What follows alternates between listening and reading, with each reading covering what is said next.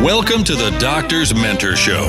If you believe that medicine is an industry and not a profession, if you enjoy submitting complex reimbursement claims, or you would do another residency just for fun, be advised, you're about to be offended.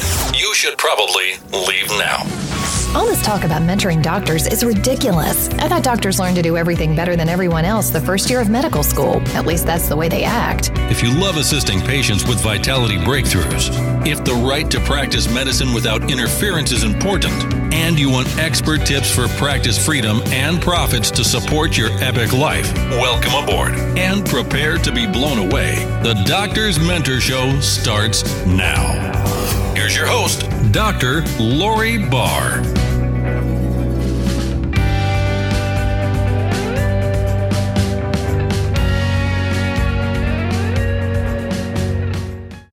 It's Dr. Lori Barr, and you're listening to the Doctor's Mentor Show. And another question that doctors ask me about podcasting is, who's going to want to listen to my show again and again and again?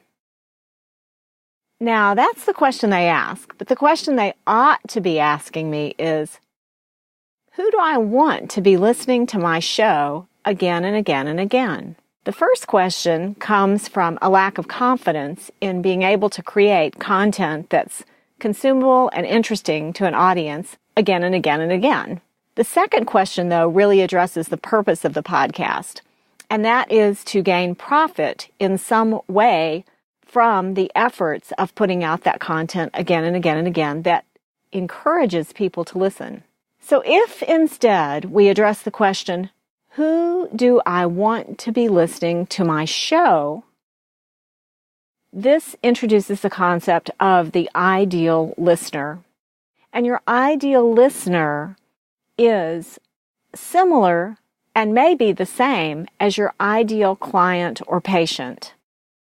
So how can you tell if you've selected the right ideal listener? This should be somebody that's easy to communicate with, that's fun for you to communicate with, that you gain energy from communicating with, and who is willing to pay you for what you communicate. Eventually, not at first. And eventually, as the relationship grows, they are. Let me give you an example. One of my favorite podcasters is Chalene Johnson. She's an amazing businesswoman, and if you listen to her description of her ideal customer, she describes a petite blonde from Texas who is her best friend, who's 40-something.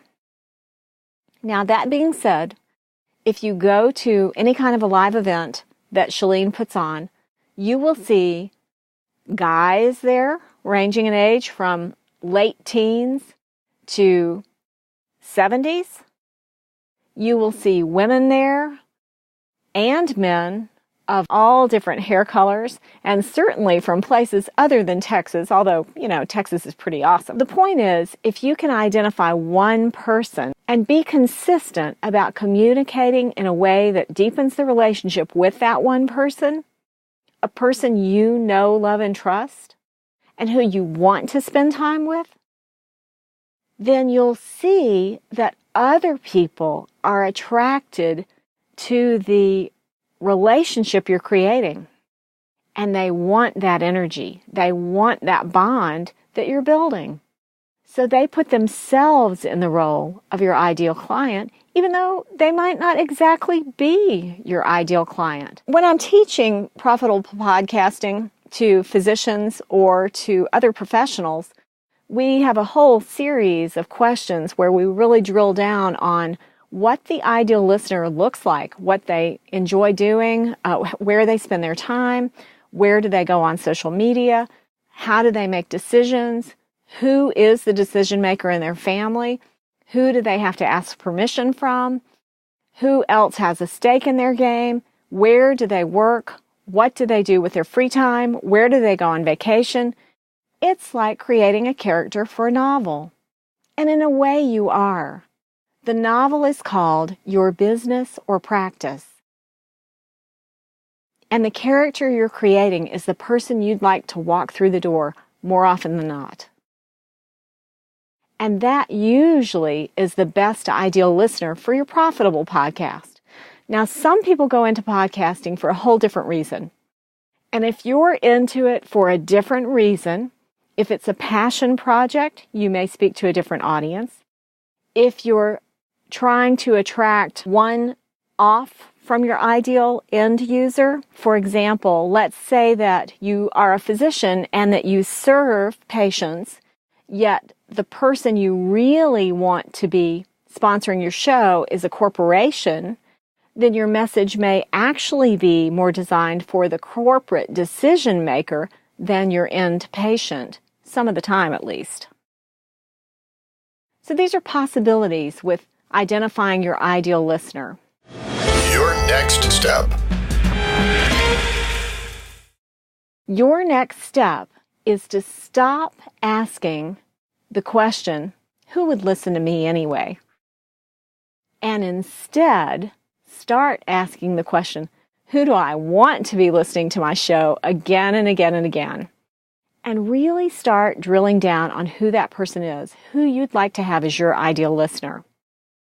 Now, I do have some spots open for my next P3 Live program. It's coming up very shortly. And if you'd like to join us at an amazing location, then you need to message me right away. Just go to thedoctorsmentor.com and leave me a voice message telling me that you're interested in the next P3 Live Profitable Podcasting for Professionals Live. And I'll get somebody to follow up with you from my team and see if it's a match for you. It's coming up really quickly, and I only have a few spots left. It's a very small, intimate program, and this time around, we are definitely focusing on the profits part. So even if you're already podcasting, if you want the fast path to profits, come and join us. It's kind of a mystery, and it's a lot of fun. Come join us for P3 Live, Profitable Podcasting for Physicians and Other Professionals. I hope to see you there. I'm Dr. Lori Barr. One idea is all it takes to change your world. See you next time. Are you stopping at a hospital? Hello? Don't you know that hospitals are one of the sickest places on the planet? Don't touch anything in there and get out as fast as you can.